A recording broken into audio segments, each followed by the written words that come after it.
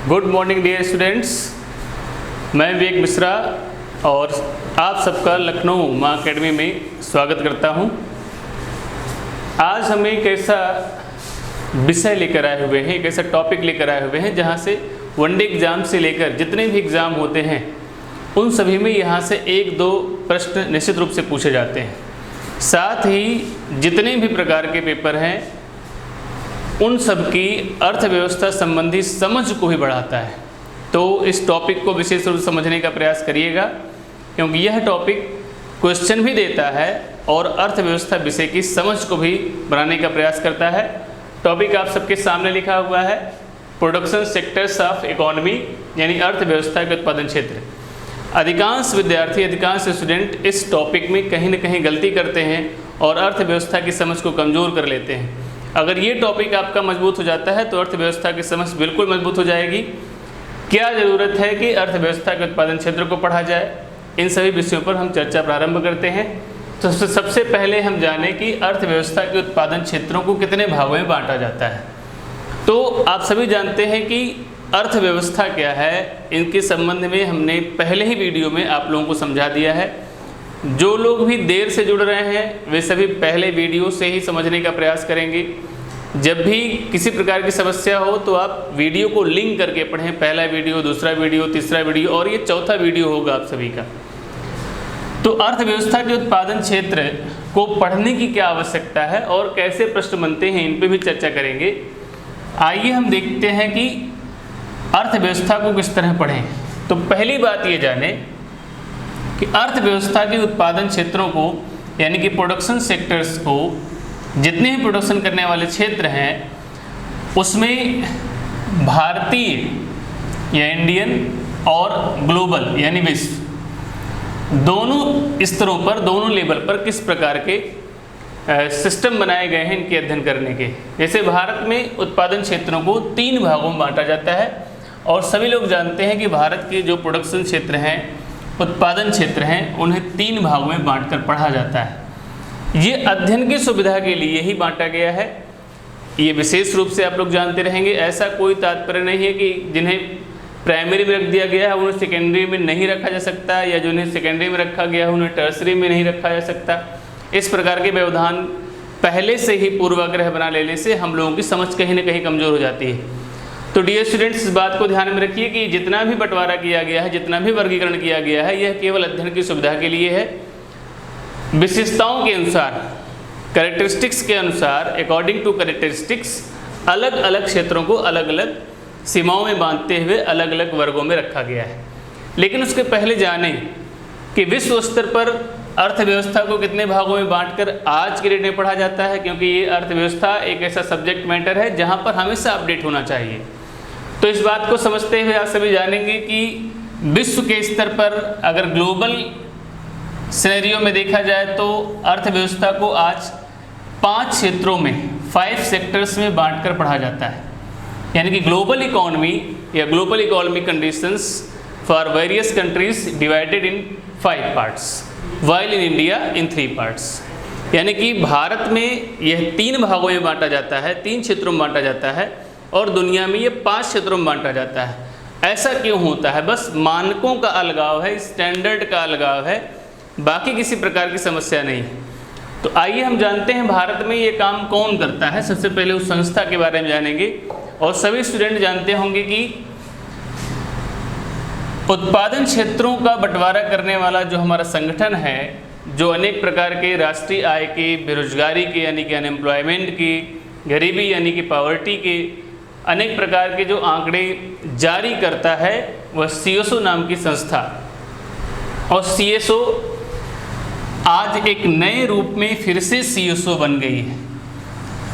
जब ये हम आपसे सॉल्व करेंगे तो बहुत से स्टूडेंट्स को लगेगा कि ये कौन सी बात हो गई कि CSO फिर से CSO बन गई है। तो पहले CSO का फुल फॉर्म जाने। इसे कहते हैं सेंट्रल स्टैटिस्टिकल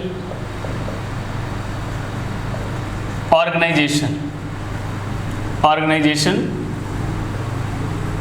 यानी कि केंद्रीय सांख्यिकीय संगठन, केंद्रीय सांख्यिकीय संगठन।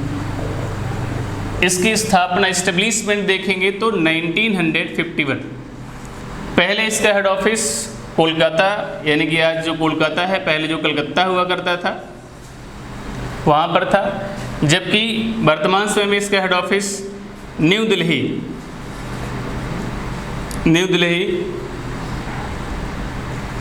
बन चुका है। इसको भी जानते रहेंगे। क्या बदलाव हुए जब से भारत में आधुनिक अर्थव्यवस्था, मॉडर्न इकोनॉमी पढ़ी जा रही है, तब से सीएसओ का काम था कि नेशनल इनकम यानी कि राष्ट्रीय आय, पॉवर्टी यानी कि गरीबी, और साथ में बेरोजगारी यानी अनएम्प्लॉयमेंट, साथ में इन्फ्लेशन यानी कि महंगाई, जिसे आप लोग मुद्रास्फीति के रूप में जानते हैं, इन्फ्लेशन, इन सभी आंकड़ों को जारी करने का काम सीएसओ करता था। एक बार फिर से सुन लें, सीएसओ 1951 से लेकर 2015 तक राष्ट्रीय आय के आंकड़े, गरीबी के आंकड़े, अनएम्प्लॉयमेंट बेरोजगारी के आंकड़े, इन्फ्लेशन महंगाई के आंकड़े, ये सभी आंकड़े जारी करने का काम करता था। किस प्रकार से करता था उस पर हम चर्चा करेंगे। तो अब इसमें बदलाव क्या हुआ है इसको नोटिफाइड करेंगे, और आप लोगों को फिर से हर वीडियो में जैसे बताते चल रहे हैं, फिर से बताते चल रहे हैं कि आप लोग पेन और कॉपी लेकर बैठिएगा, क्योंकि सभी महत्वपूर्ण जानकारियां हैं। और यहाँ से निश्चित रूप से 1 से 2 क्वेश्चन, कभी कभी 3 क्वेश्चन आप लोगों से पेपर में पूछ लिए जाते हैं, वो चाहे वनडे एग्जाम हो या किसी स्तर का एग्जाम हो। चलिए देखते हैं कि सीएसओ में 2015 में क्या बदलाव किया गया। आप जानते हैं कि 2015 में ही नीति आयोग का गठन किया गया था, योजना आयोग को रिप्लेस किया गया था, साथ ही सीएसओ को लेकर चेंज किया गया। जो सेंट्रल स्टैटिस्टिकल ऑफिस था, जो केंद्रीय सांख्यिकी संगठन था, उसका नाम बदलकर केंद्रीय सांख्यिकीय कार्यालय कर दिया गया। केंद्रीय सांख्यिकीय कार्यालय कर दिया गया।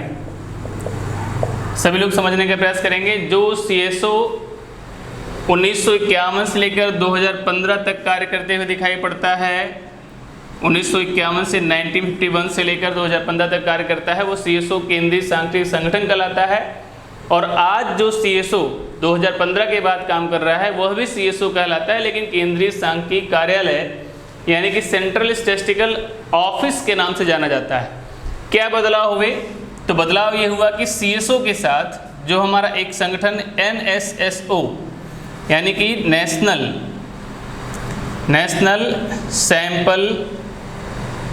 सैंपल सर्वे ऑर्गेनाइजेशन यानी कि राष्ट्रीय नमूना या प्रतिदर्श कह सकते हैं शुद्ध हिंदी में, प्रतिदर्श सर्वेक्षण संगठन, इन दोनों संगठनों को यानी कि एनएसएसओ को और सीएसओ को आपस में मर्ज कर दिया गया, मिला दिया गया, और दोनों को मिलाकर एक तीसरा नाम, वही पुराना नाम लगभग लगता है देखने से, लेकिन जब भी विकल्प में पूछेगा तो आप गलतियां कर देंगे। ये हो जाएगा सेंट्रल स्टैटिस्टिकल ऑफिस। तो आपसे क्वेश्चन पूछ सकता है कि सीएसओ और एनएसएसओ से मिलकर कौन सा कार्यालय बना है या कौन संगठन बना है, तो आप जानते रहेंगे केंद्रीय सांख्यिकीय कार्यालय बना हुआ है। तो अब जैसे एनएसएसओ के काम पहले बटे हुए थे, ये डेटास को कलेक्ट करने का कार्य करता था, यानी कि कलेक्शन ऑफ डेटास का कार्य करता था। कौन से आंकड़े इकट्ठा करता था? तो एक आंकड़े इकट्ठा करता था, ये जितने भी होते थे नेशनल इनकम संबंधित, जितने भी होते थे पॉवर्टी यानी गरीबी संबंधित, जितने होते थे आपके अनएम्प्लॉयमेंट संबंधी यानी कि बेरोजगारी संबंधी, यानी आंकड़ों को जुटाने का कार्य एनएसएसओ करता था, आंकड़ों को रिलीज करने का कार्य, जारी करने का कार्य सीएसओ करता था। इन दोनों संगठनों को आपस में मिला दिया गया और एक तीसरा संगठन सीएसओ के नाम से, सेंट्रल स्टैटिस्टिकल ऑफिस के नाम से बन गया। तब अब भी इसका नाम सीएसओ ही है। तो इस टॉपिक में बहुत ज़्यादा गलती होने की संभावना है, इसलिए इसको कायदे से समझ लें। जिनको भी अभी भी नहीं समझ में आएगा तो कमेंट बॉक्स में क्वेश्चन करके पूछ लेंगे कि ये चीज़ हमें क्लियर नहीं हो पाई है। तो CSO प्लस NSSO ये कहलाएगा फिर से CSO। बस अंतर क्या होगा, केंद्रीय सांख्यिकी संगठन के स्थान पर केंद्रीय सांख्यिकी कार्यालय यानी कि सेंट्रल स्टैटिस्टिकल ऑफिस आ जाएगा। तो इसको जानते हुए हम लोग आगे बढ़ेंगे। तो CSO नामक यही जो संगठन है, ये संगठन आज की डेट में कार्यरत है और अनेक प्रकार के आंकड़े जारी करता है। यही केंद्रीय सांख्यिकी संगठन ने भारत में उत्पादन क्षेत्रों को अलग अलग भागों में बांटा, उनकी विशेषताओं, उनकी कैरेक्टरिस्टिक्स के अनुसार। तो किन किन भागों में बांटा, उसके पहले एक आप लोगों को सिंपल सी बात ये बना दें कि भारत में तो प्राइमरी, सेकेंडरी, टर्सरी यानी कि प्राथमिक क्षेत्र, द्वितीयक क्षेत्र और तृतीयक क्षेत्र के रूप में उत्पादन क्षेत्रों का बंटवारा किया गया।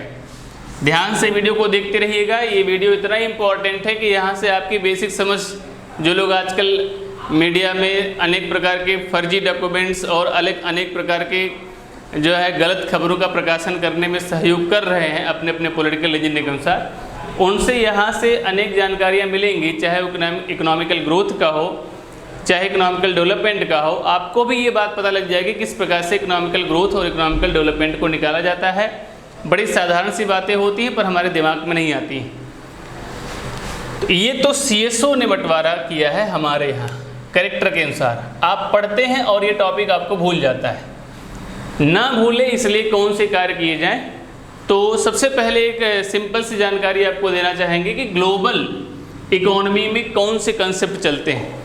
तो भाई भारतीय अर्थव्यवस्था को 3 भागों में बांट के पढ़ा जाता है। उत्पादन क्षेत्रों को 3 भागों में बांटा जाता है, प्राइमरी सेक्टर, सेकेंडरी सेक्टर और टर्सरी सेक्टर। लेकिन जब हम वर्ल्ड इकोनॉमी को देखते हैं, दुनिया के अन्य देशों में देखते हैं, तो आज वे 5 क्षेत्रों में बांटते हुए दिखाई पड़ते हैं। उनके यहाँ प्राइमरी, सेकेंडरी, टर्सरी, क्वार्टनरी और क्वीनरी। फिर सुन लें ध्यान से, primary sector, secondary sector, tertiary sector, quaternary sector और क्वीनरी सेक्टर। यानी कि प्राथमिक क्षेत्र, द्वितीयक क्षेत्र, तृतीयक क्षेत्र, चतुर्थक क्षेत्र और पंचक क्षेत्र। ये 5 बंटवारा किया गया है। तो यानी कि हमारे यहाँ इसको बिल्कुल आसान रखा गया है, जिससे ज़्यादा क्लासिफिकेशन ना होने से साधारण तरीके से लोग समझ पाएंगे।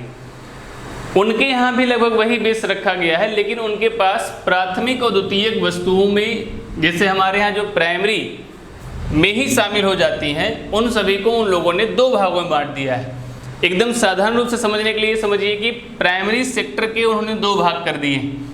तो यहीं पर वर्ल्ड इकोनॉमी के बेस पर देखेंगे तो यहाँ 2 पार्ट हो जाते हैं उनके, और बाकी सब जो 3 आपको दिखाई पड़ रहे हैं उसमें से मुख्य रूप से टर्सरी और जो चतुर्थक इनका क्वार्टनरी है, ये सेकेंडरी में शामिल हो जाता है, और कुछ पार्ट क्वार्टरी के और मैक्सिमम पार्ट क्वीनरी सेक्टर के टर्सरी में शामिल होते हैं। तो हम भारतीय अर्थव्यवस्था के अनुसार इसका अध्ययन करेंगे, क्योंकि आप लोगों से इस लेवल पे क्वेश्चन नहीं किए जाएंगे। तो बस ये जानकारी देना था कि आप ये भी कोई नई बात ना हो आपके लिए, आप इसको समझ पाएँ। तो कैसे इसको पढ़ें, कैसे जानें, कैसे इस टॉपिक को क्लियर करें। जब भी प्राथमिक क्षेत्र के बारे में जानकारी पूछी जाती है तो फिर भूल जाता है कैसे जाने प्राथमिक क्षेत्र कौन सा है, प्राथमिक क्षेत्र में किन्हें शामिल करेंगे। तो आप जानते हैं कि अर्थव्यवस्था में यानी अर्थशास्त्र में, इकोनॉमिक्स में, यहाँ पर थोड़ा सा आपको इकोनॉमिक्स के पार्ट को लेना पड़ेगा। इकोनॉमिक्स यानी जो इसका मूल विषय है, जो इसका थियोरेटिकल पार्ट है, इसमें आकर देखेंगे, थियोरेटिकल पार्ट में देखेंगे तो आपको दिखाई पड़ेगा कि यहाँ पे जो गुड्स हैं, प्रोडक्शन के जो गुड्स हैं, उन्हें भी 2 प्रकार से डिवाइड किया जाता है। एक को कहते हैं प्राथमिक वस्तु और एक को कहते हैं द्वितीयक वस्तु। अब जिन्हें ना समझ में आए वो ध्यान से सुनेंगे। और टॉपिक को क्लियर करने का प्रयास करेंगे। आपको कुछ नहीं करना है, प्राइमरी सेक्टर के साथ प्राइमरी गुड्स को जोड़ देना है। प्राइमरी सेक्टर के साथ प्राइमरी गुड्स को जोड़ देना है। सेकेंडरी सेक्टर के साथ सेकेंडरी गुड्स को जोड़ देना है। सेकेंडरी सेक्टर के साथ सेकेंडरी गुड्स को जोड़ देना है। और टर्सरी नाम से कोई गुड्स नहीं होती। तो ध्यान से एक बार फिर से आप लोगों को रिवीजन करवा देते हैं। प्राइमरी सेक्टर के साथ प्राइमरी गुड्स को, सेकेंडरी सेक्टर के साथ सेकेंडरी गुड्स को, और टर्सरी कोई गुड्स नहीं है। अब सिंपल समझें, ऐसे सभी संगठन, आप कहेंगे प्राइमरी प्राथमिक वस्तुएं कौन होती हैं, आपके दिमाग में आएगा सेकेंडरी वस्तुएं कौन सी होती हैं, द्वितीयक वस्तुएं कौन सी होती हैं। अगर आपको प्राथमिक और द्वितीयक वस्तुएं पता चल जाएंगी तो फिर आपको किसी प्रकार की समस्या नहीं रहेगी, आप उसे जोड़ पाएंगे। तो प्राथमिक वस्तुएं ऐसी वस्तुएं हैं जिन्हें हम सीधे प्रकृति के माध्यम से यानी कि नेचर से प्राप्त करते हैं। जो भी हमें नेचर से सीधे प्राप्त होता है, जो नेचुरल रिसोर्स हैं, उन्हें ही हम प्राकृतिक वस्तुएं कहेंगे या प्राथमिक वस्तुएं कहेंगे। तो कहेंगे इसका वर्णन अगर देखेंगे तो भारत में प्राचीनतम काल से ही प्राप्त होता है। प्राचीनतम काल से देखेंगे तो सबसे पहले अर्थशास्त्री आपको तुलसीदास ही दिखाई पड़ जाएंगे, जिन्होंने साफ साफ कहा कि छितजल पावक गगन समीरा पंच रचित यह अदम शरीरा। तो तुलसी के रामचरित मानस से ही ये 5 तत्व निकल के आए हैं, वही उन्हीं से सब कुछ प्राथमिक बनता है। तो जिन्हें भी ना समझ में आए तो यहाँ पर प्राइमरी गुड्स के रूप में हम सभी लोग नेचुरल रिसोर्स को लेंगे, नेचुरल रिसोर्सेस। और नेचुरल रिसोर्स में वही पंचतत्व है, जो पंचतत्व आप आध्यात्मिक रूप से लेते हैं, उन्हीं को ग्रहण करेंगे और समझ बिल्कुल बेहतर हो जाएगी। छित जल पावक गगन समीरा, यानी कि आपका सॉइल हो गया, आपका वाटर हो गया, आपका अग्नि हो गया फायर, आपका मिट्टी हो गया, आकाश हो गया, यानी कि क्लाउड ले सकते हैं, बादल ले सकते हैं, या आकाश लें, स्पेस लें, और एयर। यही देखिए छितजल पावक गगन समीरा को आप इंग्लिश में पढ़ेंगे तो आपको दिखाई पड़ेगा कि सॉइल है, वाटर है, फायर है, स्पेस है, एयर। यहाँ से जो भी प्रोडक्शन किया जाए, जो फर्स्ट थिंग बनेगी, जो पहली वस्तु बनेगी, उसे हम कहेंगे प्राइमरी गुड्स। और ऐसे सभी संगठन मीन्स ऑर्गेनाइजेशन आपको नहीं समझ में आ रहा है, आपको स्ट्रक्चर नहीं समझ में आ रहा है, स्ट्रक्चर नहीं समझ में आ रहा है कि संरचना क्या है, संगठन क्या है, तो बड़े ही साधारण तरीके से आप समझ सकते हैं शॉप। कुछ नहीं समझ में आ रहा है, समझ लें दुकान। कुछ लोगों का समूह, ऐसे कार्य करने वाले जगह, स्थान या दुकानें जहाँ पर प्राथमिक वस्तुओं का उत्पादन किया जाता है, वे सभी कहलाते हैं प्राथमिक क्षेत्र। उम्मीद करते हैं सबको क्लियर हो रहा होगा। जहाँ भी ऐसे सभी क्षेत्र, ऐसी सभी संरचनाएं, ऐसी सभी दुकानें जहाँ पर प्राथमिक वस्तुओं का उत्पादन किया जाता है, उन सभी को कहा जाता है प्राथमिक क्षेत्र। तो उसी प्रकार जब जो ही आपका प्राथमिक क्षेत्र, जितने लोगों का, जितने स्टूडेंट का प्राथमिक क्षेत्र क्लियर हो जाएगा, प्राथमिक क्षेत्र समझ में आ जाएगा, उन सभी को द्वितीयक क्षेत्र समझने में या द्वितीयक वस्तुओं को समझने में कोई तकलीफ नहीं होगी, क्योंकि secondary goods are modified structure of primary goods. यानी कि जो द्वितीयक वस्तुएं होती हैं वो प्राथमिक वस्तुओं की मॉडिफाइड फॉर्म होती हैं, उन्हीं का रूप होती हैं, बदला हुआ रूप होती हैं। अलग अलग चीज़ों में आप कनेक्ट करके पढ़ेंगे तो जैसे आप पढ़ते हैं रॉक्स में देखते हैं कि इग्नियस रॉक्स को सबसे बेसिक रॉक्स यानी कि मूल चट्टान कहा जाता है, बाकी सब उन्हीं से बनती हैं। उसी प्रकार प्राइमरी गुड्स को मुख्य रूप से मानेंगे, इन्हीं से बाकी सेकेंडरी गुड्स बनेगा। उदाहरण के रूप में जैसे लें तो गेहूं यानी कि व्हीट, इसे देखेंगे तो ये एक प्रकार से प्राइमरी प्रोडक्शन है, और इससे बनने वाला जो कुछ भी है, जितना भी आपके अंदर टैलेंट है, आप आटा बना लीजिए, आप जो कुछ भी बना लीजिए, आप मैदा बना लीजिए, आप जितना भी बनाते जाएंगे, समोसा बना लीजिए, जितना बनाते चले जाएंगे आगे, वे सब सेकेंडरी गुड्स में होंगे, क्योंकि टर्सरी हमारे पास कोई गुड्स नहीं है।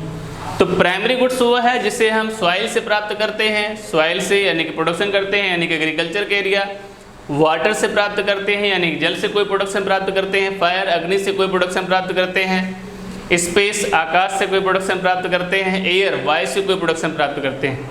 तो बेसिक रूप से हम अपने रिसोर्स के रूप में इन्हीं से प्राप्त करते हैं। जैसे कोई खनिज प्राप्त करते हैं तो कहाँ से प्राप्त करते हैं, सॉइल से प्राप्त करते हैं, मिट्टी से प्राप्त करते हैं। तो यहाँ से आपकी समझ बिल्कुल साधारण हो जाएगी और आप चीज़ों को समझ पाएंगे। तो प्राथमिक क्षेत्र को समझते ही द्वितीय क्षेत्र अपने आप क्लियर हो जाता है। अब हम उदाहरण से समझाने का प्रयास करते हैं। आप लगातार बने रहिए और इस वीडियो को पूरा देखिएगा तो पूरी समझ आपकी अर्थव्यवस्था की और अर्थव्यवस्था को अध्ययन करने की बिल्कुल क्लियर हो जाएगी। चलिए उदाहरणों समझने का प्रयास करते हैं। उम्मीद करते हैं कि इतने व्याख्या से, इतने एक्सप्लेनेशन से आपको चीज़ों क्लियर हो गई होंगी। आगे आते हैं और प्राथमिक क्षेत्र के एग्जाम्पल्स को लेते हैं। कौन कौन से क्षेत्रों को प्राथमिक क्षेत्र में शामिल करते हैं। देखिए सबसे पहले आता है एग्रीकल्चर एंड एलाइड सेक्टर।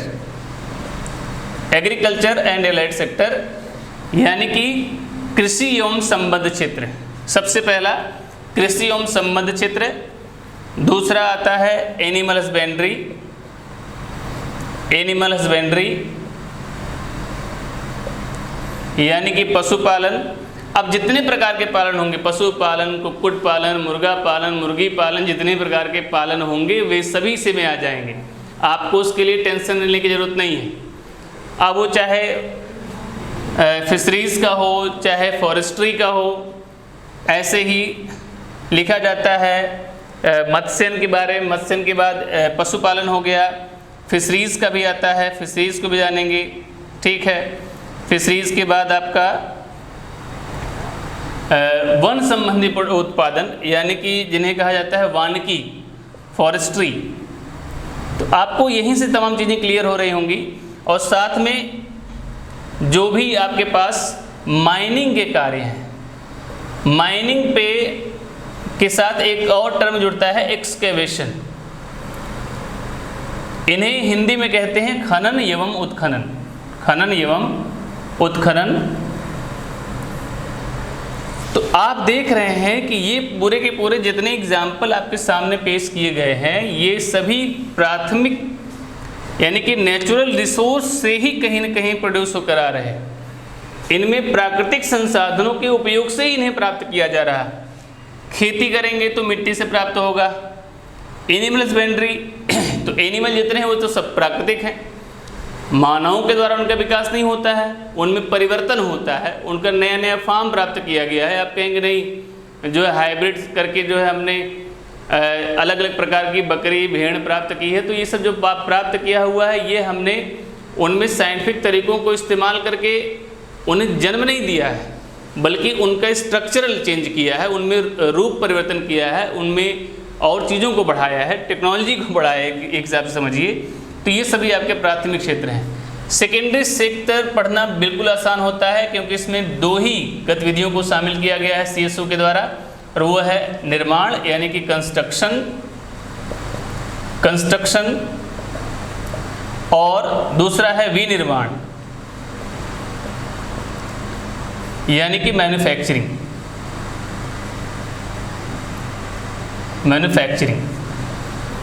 तो निर्माण और विनिर्माण। तो यहाँ तो उम्मीद करते हैं कि आप लोगों को क्लियरिटी हो गई होगी। कुछ लोगों को एक्सकेवेशन अगर नहीं समझ में आ रहा होगा तो पूछने का प्रयास करेंगे, तो उन्हें नेक्स्ट वीडियो में क्लियरिटी करेंगे। इससे हमें ये पता लगेगा कि आप लोग वीडियो पूरा देख रहे हैं कि नहीं देख रहे हैं। नहीं देख रहे होंगे तो निश्चित रूप से हम देख रहे हैं कि बहुत से लोग पूरा वीडियो नहीं देख रहे हैं, क्योंकि योजना वाले वीडियो के अतिरिक्त बाकी किसी में कोई कमेंट, कोई आंसर या कोई क्वेश्चन नहीं आया है। इसका मतलब आप पढ़ने को लेकर बिल्कुल निष्क्रिय हैं, जैसा हम लगातार लखनऊ में बताते रहते हैं। तो ठीक है, हम अपनी तरफ से पूरा प्रयास करते रहे, बाकी जिम्मेदारी आपकी है। निर्माण और विनिर्माण की चर्चा करते हैं। अगर ये ना समझ में आया होगा तो आप पूछिएगा तभी बताएंगे, नहीं तो जैसे सभी लोग तुर्रम खां बन के पढ़ा रहे हैं उसी प्रकार से लेते रहिएगा, हमें कोई फर्क नहीं पड़ता। ध्यान से देखिए, निर्माण और विनिर्माण। कंस्ट्रक्शन का मतलब है कि जो निर्माण अपने लिए किया जाए, तो जो अपने लिए निर्माण किया जाएगा और प्राथमिक वस्तुओं से किया जाए। ऐसे सभी निर्माण क्षेत्र यानी कंस्ट्रक्शन के सेक्टर में आएंगे। यानी कि आप अपना घर बनाएंगे तो ये कंस्ट्रक्शन में आएगा, और ऐसा कोई घर बनाएंगे जिसको किराए पर देना है या रियल एस्टेट में उसका काम करना है, उसको बेचना ही पर्पज़ है मुख्य रूप से, वहाँ से कॉमर्स करना ही आपका उद्देश्य है, तो वो सब तृतीय क्षेत्र में चला जाएगा। तो इस तरह से निर्माण का क्षेत्र आएगा। और विनिर्माण का मतलब जिसको नहीं समझ में आता है बस समझ लें कि पैकेजिंग के जितने काम हैं, जैसे गेहूँ मिला, गेहूँ को आपने आटा बनाया, पतंजलि बनाया, शक्तिभोग बनाया, आशीर्वाद बनाया, या कि अलग अलग फॉर्म में किसी रूप में, आजकल अनेक प्रकार के ब्रांड के एडवर्टीजमेंट आते हैं, तो कोई भी ब्रांड में आपने बस उसको रैपर में पैक कर दिया तो वो विनिर्माण का क्षेत्र हो गया। तो विनिर्माण में केवल इतना ही समझना है। तो निर्माण, विनिर्माण, अब इसमें सभी शामिल हो जाएंगे, अपने दिमाग समझेंगे। कुछ उदाहरण हम आपको दे देते हैं जो सीएसओ ने बांटा है। अब यहीं पर लोग दिमाग लगाते हैं, कहते हैं कि कुछ ऐसी चीज़ें हैं जिन्हें प्राइमरी में होना चाहिए तो वो सेकेंडरी में आ जाती हैं, जो सेकेंडरी में होना चाहिए प्राइमरी में हो जाती हैं। तो आप लोगों को फिर से बताएं कि जैसा डिवाइडेशन सीएसओ करेगा उसी प्रकार से पढ़ना होगा, ना कि अपना तर्क लगाने की जरूरत है, क्योंकि ये अध्ययन की सुविधा के लिए बांटा गया है। तो यहाँ पर निर्माण, विनिर्माण के अतिरिक्त जो शामिल किया जाता है उसे कहते हैं कि हाइड्रो इलेक्ट्रिसिटी, हाइड्रो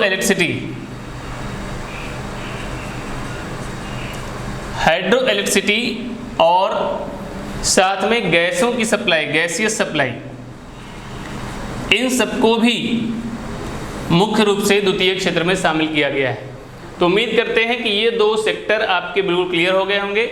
आते हैं तृतीय क्षेत्र को, और तृतीय क्षेत्र को क्लियर करने का प्रयास करते हैं, क्योंकि तृतीय क्षेत्र से सबसे ज़्यादा क्वेश्चन बनते हैं।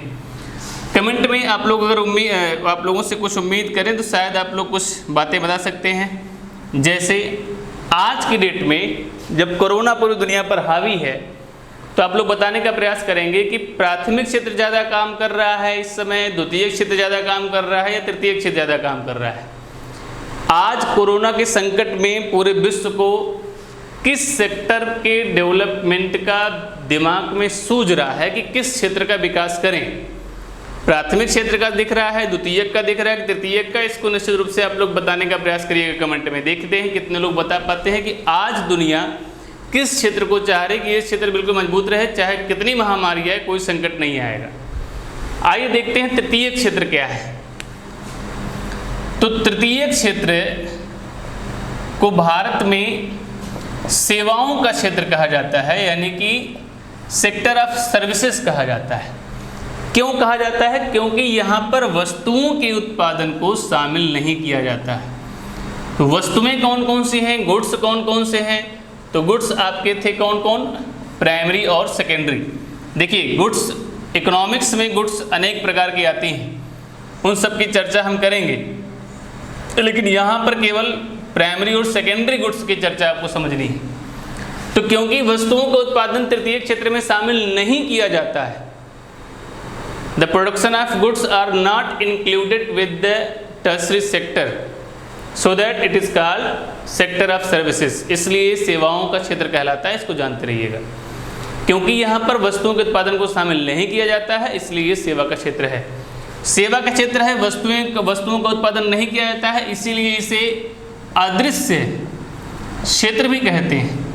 तो आप लोगों से एक प्रकार से और क्वेश्चन कर लेता है कि दृश्य क्षेत्र का उत्पादन, तो आप भयभीत हो जाते हैं। ज्यों ही दृश्य क्षेत्र या विजुअल सेक्टर पूछा जाए, दृश्य क्षेत्र या विजुअल सेक्टर पूछा जाए, प्रोडक्शन ऑफ विजुअल सेक्टर पूछा जाए, या दृश्य क्षेत्र का उत्पादन पूछा जाए, तो दृश्य क्षेत्र में सभी स्टूडेंट को तत्काल शामिल कर लेना चाहिए primary sector and secondary sector. कभी भी गलती नहीं होगी, पूरी गारंटी से पढ़िएगा। अदृश्य है यानी कि जहां उत्पादन होते हुए क्रियाविधियां दिखाई पड़ेंगी, एक्टिविटीज दिखाई पड़ेंगी, लेकिन यहां पर किसी प्रकार का प्रोडक्ट बनते हुए दिखाई नहीं पड़ेगा। तो यहां प्रोडक्टिव एक्टिविटीज होती हैं, प्रोडक्टिव एक्टिविटीज होती हैं, और कभी कभी कुछ ऐसे प्रोडक्ट भी दिखाई पड़ेंगे, लगेगा कि प्रोडक्शन हो रहा है, लेकिन यहाँ पर किसी प्रकार का परिणाम या रिजल्ट प्राप्त नहीं होता है। ये साधारण सी परिभाषा है। तो ऐसे कौन कौन से कार्य हैं जिन्हें हम तृतीय क्षेत्र में शामिल करेंगे? तृतीय क्षेत्र जिन्हें ना समझ में आया हो एक बार फिर से समझ लें। तृतीय क्षेत्र सेवाओं का क्षेत्र है, यहाँ वस्तुओं के उत्पादन को नहीं शामिल किया जाता है। यहाँ पर ऐसी सभी क्रियाविधियों को शामिल किया जाता है जहाँ पर वस्तुओं का उत्पादन ना हो बल्कि कुछ अन्य कार्य करते हुए दिखाई पड़े जहाँ पर कोई उत्पाद या प्रोडक्ट ना प्राप्त हो रहा। तो जैसे एक एक उदाहरण से समझने का प्रयास करेंगे और सभी कुछ समझ में आएगा। आप कॉपी पेन लेके सबको नोट करते रहिएगा तो आपका बिल्कुल एक बेहतर क्लास का परफॉर्मेंस और पूरा नोटबुक तैयार हो जाएगा और यहाँ से बनने वाले पूरे क्वेश्चन क्लियर हो जाएंगे, उदाहरण से और क्लियर हो जाएगा। जैसे हम देखें होटल, रेस्टोरेंट एंड ट्रेड, यानी कि होटल, रेस्टोरेंट और व्यापार, यहीं से देखना शुरू करें। आप बताइए क्या होटल में कोई प्रोडक्शन होता है? नहीं। यहाँ तो वस्तुएं ले आई जाती हैं और वस्तुओं को बेचा जाता है, खाना बनाकर पका कर खिला दिया जाता है। हम लोग कहते हैं खाना बना रहे, खाना बना नहीं, खाना पका रहे, तो खाना बना कर खिला दिया। रेस्टोरेंट में वही कार्यक्रम हुआ, यहाँ कोई प्रोडक्शन नहीं हुआ। ट्रेड में कोई व्यापारी कोई उत्पादन करता है, क्या सेवा देता है, क्या करता है, सेवा देता है।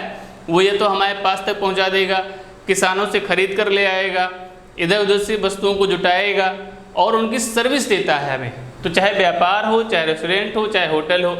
इसी प्रकार से टूरिज़्म का भी सिस्टम होगा, इसी प्रकार से ट्रांसपोर्टेशन का भी सिस्टम होगा, ट्रांसपोर्टेशन का सिस्टम होगा यानी कि परिवहन का सिस्टम होगा, पर्यटन का सिस्टम होगा, सभी सिस्टम, वेयर हाउसिंग यानी कि भंडारण का सिस्टम, वेयर हाउसिंग, भंडारण का सिस्टम, ये सभी इसमें शामिल हो जाएंगे। और जो सबसे फेमस क्वेश्चन यहाँ से बनता है वह है पब्लिक एडमिनिस्ट्रेशन। पब्लिक एडमिनिस्ट्रेशन और साथ में डिफेंस, ये क्वेश्चन बार बार पूछा जाता है। डिफेंस यानी रक्षा या प्रतिरक्षा, कुछ भी कहें आप, रक्षा कहें चाहे प्रतिरक्षा कहें, आपसे बार बार क्वेश्चन पूछा जाता है कि रक्षा क्षेत्र को भारत में उत्पादन क्षेत्रों के किस भाग में रखा जाता है? तो तृतीय क्षेत्र में रखा जाता है। पब्लिक एडमिनिस्ट्रेशन का मतलब है लोक प्रशासन यानी कि पुलिसिंग के साथ साथ जितने भी हमारे कर्मचारी जितने भी काम करते हुए दिखाई पड़ते हैं, चाहे डॉक्टर्स हों, चाहे वकील हों, चाहे इंजीनियर हों, इन सभी के कार्य हमारे लिए सेवा के रूप में कार्य करते हैं। टीचर है, कोचिंग है, विद्यालय हैं, ये सभी सर्विस सेक्टर में ही आते हैं क्योंकि यहाँ पर कोई प्रोडक्ट नहीं बनता है, प्रोडक्टिव एक्टिविटीज़ होती हैं। इनको जानते रहेंगे। जब इस तरह से आप कंसेप्ट का डेवलपमेंट करेंगे तो किसी प्रकार से गलती नहीं होगी, तो जानते रहेंगे। साथ में और भी जैसे रूम रेंट पे लेते हैं आप, वे भी टर्सरी सेक्टर में आएंगे।